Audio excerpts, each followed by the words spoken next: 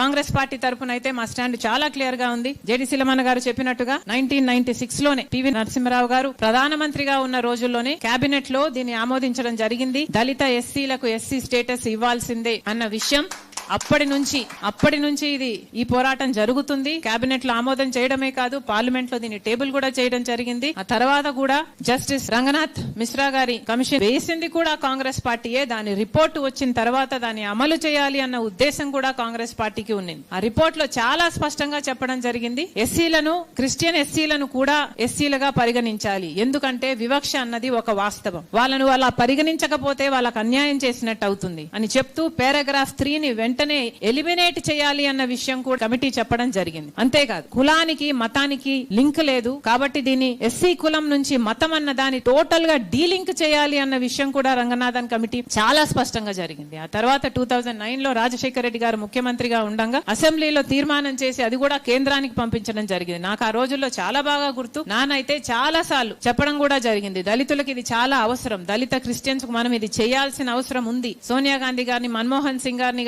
ఒప్పించి ఇది చేస్తాను అన్న నమ్మకం నాకుంది అని నాన్న నాతో చాలా సార్లు చెప్పారు. ఇది చెయ్యాలి, this issue is very very close to his heart. ఎందుకంటే నేను చూశాను, ఆయన మాట్లాడడం నేను విన్నాను కాబట్టి నేను చెప్పగలను. రాజశేఖర రెడ్డి గారు ఇది చాలా కోరుకున్న విషయం. రాజశేఖర రెడ్డి గారి బిడ్డగా ఈ రోజు మాటిస్తున్నాం, దళితుల పక్షాన రాజశేఖర రెడ్డి గారు ఎలాగైతే బాధ్యతగా ఫీల్ అయ్యి పోరాటం చేయాలనుకున్నారో రాజశేఖర రెడ్డి గారి బిడ్డగా నేను కూడా ఇది మోయడం మా బాధ్యత. Congress party will take it up. ఇది నిజంగా చేయాల్సిన అంశమే.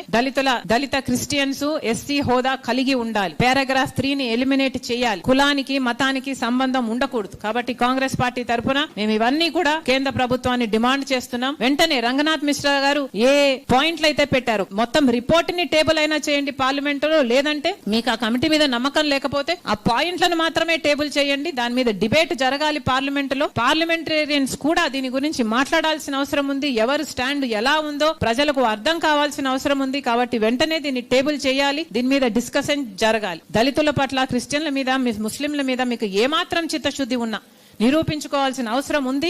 At the same time Chandrababu గారైనా సరే